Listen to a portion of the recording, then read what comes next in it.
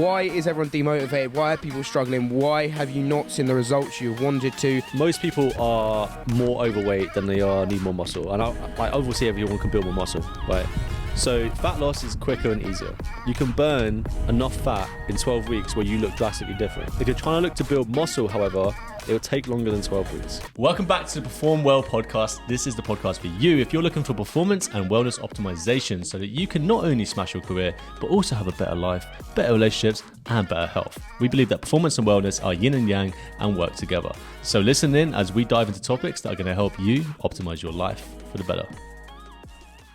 Welcome back to another Perform Well podcast, and today we are in a new location and not far from where we used to record live in studio. The old spot, Man. yeah, and a lot of you will recognise it from previous podcasts because the actual marina is like just down that way as well. Not to give away Nick's location, but you know, this Hard is like to find. Well, no, yeah, good luck. But the thing is as well, it's nice to get back into kind of doing in-person pods again. Yeah, it's just been a struggle finding a studio, guys. You know, if anyone knows anyone, any of you guys watching this who knows someone with a studio or looking to kind of hire out a venue for us to go live, we'd really appreciate it. and to be fair, it's been quite easy to go online with guests, where getting them down here is actually a little bit harder. So. Well, that's like, we got Simon on. Simon was lickety split. He was just like, cool, I can jump on here. We've had so many other guests over the last year, and we are in the process of getting more on. You would have seen the guests. We had Tommy on last week, so that was a great podcast, and we've enjoyed having the people on. But there are going to be more coming in soon. If you guys have any suggestions, if you've got I don't know, you want Trump on, just give us a message. Yeah, 100%. And also, just so you know, there are seagulls flying around right now. So if you hear them, they are part of the podcast today. All right. If you don't hear them, then our editor's done a really good job of noise reduction. So we'll find out very soon. But we're going to talk about kind of why you're feeling demotivated at the minute, why it's a bit of a struggle when you go into February, because me and Nick were talking about this kind of low mood that kind of sits across the UK. A lot of people are feeling it right now. I mean, the UK doesn't seem like a very happy place right now. When is it ever a happy place? Isn't it? It's not. Let's be honest. We have the strongest banter because we understand that the weather is so poor in this country. It just puts everyone's mood down. Except for today, man. I mean, if you're watching this on YouTube, you can see it. But if you're listening on Spotify, you're going to have to just imagine. You can hear the seagulls, so you know we're by the sea. Yeah. So believe us when we say this. This is a scenic podcast. But yeah, as you say, why is everyone demotivated? Why are people struggling? Why have you not seen the results you've wanted to so far? And it's kind of a catch-22, that question, really, because I think a lot of people are seeing the results they want to see. They're just a bit impatient. Yeah, I mean, and if we go by scale weight, right? Scale weight. We both know that scale weight goes up and down. Yeah, and everyone's progress is dictated by the scale weight because everyone's got a scale at home. Not many people have a tape measure, and not many people want to take a photo. So that means you go by your weight, and if your weight goes down, you feel happy. If it goes up, you feel sad. It's completely bullshit. It's frustrating as well because a lot of people will feel so motivated at the start. They start seeing half a kilo go, another half a kilo go. They're like, oh yeah, how I'm making progress. And then you sit and kind of plateau for that period of time. But fat loss is very much that. When you're losing weight, it is very much that. And it's about kind of learning the downward trend. And one of the biggest struggles I find with people is people don't record their weight enough. And I know that might sound scary to some people that watch this, but people will be recording it on, say, like a Monday and a Sunday. And the problem with that is, yes, sometimes you will see reductions, but you don't see what happens in the week. So, like, say you're about 90 kilos at the start of the week, and then you're about kind of, say, I don't know, 89.5, you have gone down in weight, you have decreased, but in that middle point you could have had bigger drops than that, and it's just to kind of see that average trend to see if it is a downward trend. I would say though the daily weight scale, which I think you do yourself, right? Yeah. I mean, that to me is too much, personally. Like, I can see why people do it, and I can see, understanding the fluctuation firsthand would be quite beneficial to people, but eventually getting away from the scale, I do it one every 2 weeks. I feel like it gives me enough time. I'm not dictated by it, and I'm pretty clued in with what happens with scale weight, so I'm okay with it. But I can see why you might want to do that. It does work. I've had it with clients, actually, and I actually find it really, really relinquishing, because I never used to do daily. I used to do weekly, and then my head was turned when I started doing daily and realised, actually, I'm missing out on a lot of data here. I'm not getting the trend that I'm looking for when I need to get it. I've had wonderful clients that have turned around to me and said, actually, I've appreciated doing the daily method because it's helped me understand why my body does what it does. you've chatted to one of the wonderful people we've got, Debbie, and you advised her, adding some more fibre in to stop the fluctuations. It worked wonders. It did work. Yeah, it did work. So little insider tip there: if you're finding you've got massive weight fluctuations, try putting extra fibre into your diet. And what it tends to do is it helps with the water balance in your body. I never got to chase up on it, so that's good to hear. Yeah, she has. So it's balanced, and she's still losing weight. So, nice. But the thing is, she said as well, it's been so nice looking back on different training sections and understanding actually, this is a bit of inflammation, this is a bit of water weight, this is a bit of glycogen. Went away for a takeaway on the weekend. That's why my weight's gone up.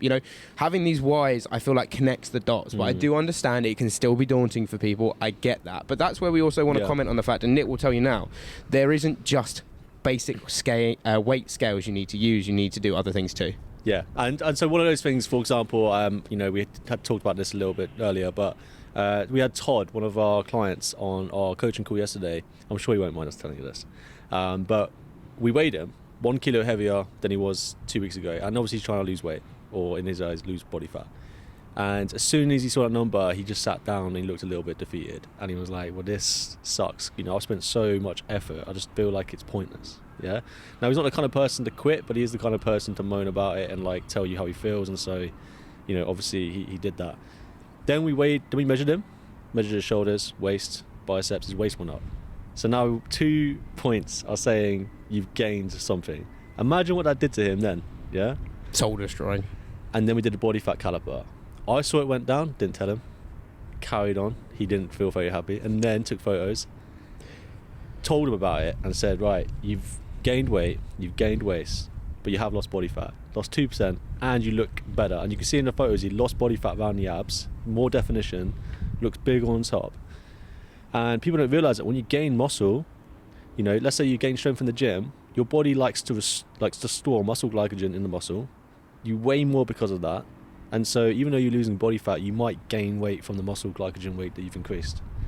Like, it's expected to gain weight when you're trying to improve your strength. 100%, and that's the thing. You have to understand that also muscle takes up less space than what fat tissue does, but that process takes time. Like, that process really takes time. Same with the fat loss process. Like, when you are losing body fat, one of the reasons that you see your kind of weight plateau for a while is your body is genuinely just siphoning through the fat that's in your system from being in a calorie deficit. It's water entering the cells. The cells and siphon, I know, good word. It's water entering the cells, and the cells then shrivel up, then that water exits. The cells are then dead, and they basically get excreted through the system. So you've got to make sure you do more than one thing when you're tracking your progress, because as Nick said there, get a combination of scale weight, body measurements, and progress photos, and do that however many times you want to do it. But at least do it once a month. And don't just do photos either. Like we said it before, if you're doing photos only, it is your perspective. You can't always see how you're changing or how you're looking, because some days you might wake up with a different perspective than the day before. We all have ups and downs, and it can dictate how you look. How many times you looked in the mirror and you've looked at yourself and gone, I look fat today. When actually you probably look the same as yesterday. Yeah. You just got a weird mood today, and that is what it is. So you want data that is number based, and you want your subjective photos as well. Well, it's also lighting based, because I said this to another one of our challengers the other day, who I said to her, are you getting progress photos? She's like, I'm trying to get as many as I can. And the problem was she's getting photos in different lighting situations, different poses. So it's going to be, you can tell, like long term you can tell. Lighting is big. Lighting is huge. Like, for example, I can stand here, like we haven't got, I can sit here and you'd see a different perspective of my physique, and then if I was to stand up under a nice downlight, and you'd see the kind of more cut features. And there's a lot of videos out there right now that gives a stark contrast. And actually, Nick, something I wanted to come on to very, very quickly before we go away from it is people's perception of what progress looks like, because there's been a lot of videos circulating recently which has just come to mind, and it's all these people saying they've done 11 years of weight training, or they've done like 5 years of weight training, dieting, and this is my body, and they have been ripped in the comments. I've seen this. Have you seen these videos? Yeah. What's your verdict on that?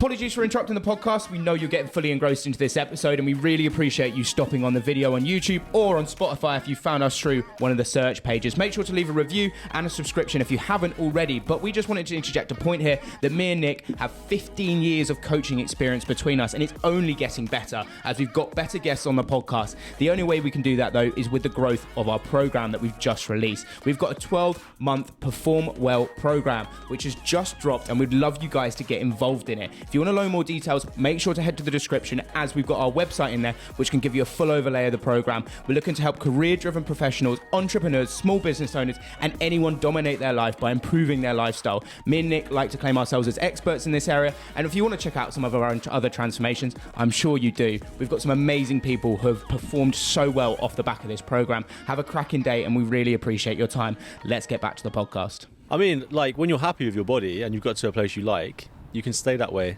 And technically, let's say you get in shape in 2 years, but then you maintain that for 10 years. You can tell I've been training for 12 years, but you look the same. You know, some people are happy with how they look, you know. And I've been a lot bigger and a lot leaner, and I'm also have gone back a lot on that, because at different times over the journey, I value different things. And so you don't need to focus on just one metric of how you look. I think subjectively, you know, as long as you look the way that makes you happy, then I think that's fine. I agree, and I think that's one thing that always skews a lot of people's like feelings towards their progress, because they're not looking like Kim K, who suddenly gets a butt lift and has the peachiest bum on the planet because she's paid a lot for surgery. And I think the key thing to remember is your physique is your physique. Please, can we stop comparing between other people? And it's look at the guys that do well in the fitness industry. They're all ripped. You know, they're all ripped, and they're sometimes the worst coaches because they can't relate to the average person. I think one kind of I think people like James Smith and Dirren have done well at bringing in kind of the dad bod, but it's not even a dad bod. James has actually recently just gone on steroids. He has. HRT. He has, yes. Yeah, I'll let Nick talk. I'll get that. 1 second. No worries. So we lost Dan for a moment, but that's all right. But James Smith recently just came out saying he's taking HRT, and what was quite interesting about it was he was talking about how he's always in his career called out people for taking steroids and not telling people, and he almost said that he's going back on that and doing it himself, but he did actually transparently say he was doing it, so we can't fault him. We can't fault him for that. No, I'm back. Do you know what that is? That's your shitty little tripod, man. Gym tripods cannot withstand wind, okay? I know they can't. They're meant to be inside. They can't withstand wind. You need my beastie tripod over there, man. I really hope Louis keeps that in and you just see the whole camera angle. That's going to happen again. I know it's going to happen again. I'm going to have to try and figure out a way to do it. We better wrap up soon. But yeah, as I say, that perception of progress is so important. It's an important conversation to have for a lot of people. Yeah. And I just want to remind people out there, you are doing good, you are making progress, and just keep plugging away, because that progress will come. You know, it took me years to get in the best shape of my life, and arguably that was last year in about February time, and also some of the reels we posted recently, the one with Achilles, I was like, damn, I'm looking lean, but at the time I didn't feel it. You know, I didn't feel it in my head. I was like, I'm not lean, but then I look today and I'm like, fuck, I'm lean. What's going on? So you've got to understand that there is that perception. Loads of things change, loads of different parameters, loads of the way how you feel, and just keep doing the things right, keep doing the good things right. And you know, if you need some extra accountability, talk to your mate, talk to your mum, talk to your dog, talk to us. Whatever you need to do to hold yourself accountable to keep yourself going. Now, there is a saying. Go on. Which you're going to be annoyed at me for saying, because we said it on the last one. It takes 4 weeks to feel a change. It takes 8 weeks to see a change. And it takes 12 weeks for others to notice. And the reason why, obviously, actually, I'm not going to say that. The reason we're doing this is basically because we had a bit of fluff on the last one. So I said this sentence, and Nick was like, I was going to say this sentence. This ain't the first time we recorded this. No, we tried out, hence why we haven't technical error. But, yeah, it is, and that's the thing people need to bear in mind, because I'm kind of like blocking the wind. Fuck! Oh, it's done it again. I told you. Windproof, mate. Windproof. Hey, mate, you know, we're only 80 episodes in, you know. We're pros. We're pros at this, guys. We're pros at this. But the main thing is, as we're talking about, is do not expect your progress to be dramatic and significant. Take it a sustainable approach. I always talk about, when it comes to fat loss, trying to coax it. Yeah, you got to coax fat loss. You got to stoke it, like stoke the fire and just let it burn slowly. Okay. If you try and set the house alight by trying to put gasoline on the fire of fat loss, it will not work. It will just burn your house down. All right? Yeah, I like stalling it out there. Nice. That was good. So yeah, as we said, we want to kind of build on those things that you've already been working on. As Nick said, it's not like a very short-term thing. You need to play the long game with it. Fat loss for most people, I hate that the industry has come to a point where everyone will see results in 12 weeks. I argue we've started to come away from that a little bit. Do you want a 12-week program, by the way? So you get in the best shape of your life. Yeah, exactly. And that's the thing. Like, you can build on that, but the thing is, like... Shall I tell you what it is? Go on. Like, most people are more overweight than they need more muscle. And obviously everyone can build more muscle, right? So fat loss is quicker and easier. You can burn enough fat in 12 weeks where you look drastically different. So that is why 12 weeks can be effective. If you're trying to look to build muscle, however, it will take longer than 12 weeks. 100%. You're going to be looking at like 20 to 24 weeks at least, at a minimum, to start to really see resounding progress. Like, I've had a lot of people who have been on fat loss journeys for a while, and they start to uncover the muscle, you start to peel back the layers a little bit, and they start to go, actually, I have built some muscle, but that's down 6 months down the line. Like, they've started to see the fat loss they wanted to see, but like 6 months down the line, oh yeah, I have put on muscle, because it isn't that easy. Like, what is it? The average, I think it's, you build 3 pounds of muscle per year on average. Like, for the average lifter, for the average person. Is it? It's not a lot when you put it in perspective. That's what. The only difference obviously would be steroids, which you can drastically increase muscle mass. But like Dan Wilson, the guy I train, right? He's we were training him to build muscle for a good 9 months. He didn't look any different really over those 9 months, but as soon as we cut down, you can see it all. Oh, he looked fantastic. Then if you haven't seen it, you need to go on Nick's profile. He looks amazing. We've had Dan on this podcast too, and he puts the work in. That man is a machine. 60-hour weeks, and we're not joking when we say that. No. He works from anywhere from 10 a.m. at night in the morning till 9 p.m. at night, 4 to 5 days a week. It's insane, isn't it? And I think the key thing is that people have got to take away, like, if you want to make long-term change, you need to sacrifice some things in your life to do it as well. And you need to understand that it's not going to be forever. You're not dieting forever. You're not training forever. Yeah, if it becomes part of your unholy life or your holy lifestyle, then crack on. But it's going to be one of those things that you just need to kind of understand that you need to lock in. You need to, at least 5 out of 7 days a week, you're on top of it. Yeah. And the other 2 days you can have a bit of fun with. But you've got to factor that in as well and understand that you've got to kind of... For example, we've had people in the chat be like, their weekends are their downfall. And I feel like a lot of people have probably been feeling that in Jan. Most people don't track on their weekends. No, and I find that. Look, I find weekends quite difficult to track because, say, we're going out for a comedy night on this Friday. You better be tracking, man. I'm there. I'm I'll watching sit there next to you, see my fitness pack. Tracking your Beaver Towns. My Beaver Towns that are coming out. But it is like, I think when people have fun and we forget about this, it is nippy. It is one of those things. So yeah, if you can, 5 out of 7 days, track as best you can. If it goes peaks on a weekend, you feel shit on a Monday, then I'd advise just tracking one weekend to understand what your antics are like, to get a gauge. Because like a beer is normally about 200 calories. You can kind of estimate that. I think it's less than that. Is it less than that? Depending on the beer, of course. Like, I think Guinness is more calories, right? Guinness is more calories. Yeah. I think that's what I'm going off. Basically I do like a meal. Yeah, it's got iron in it though. It's healthy. I think we'll wrap up now though before my tripod gets blown away and I have no more iPhone. But we appreciate you guys watching. We appreciate you guys sticking with us as well because it is going to be a big year. We're doing our best to adjust to like what we've got going on in terms of podcasting situations.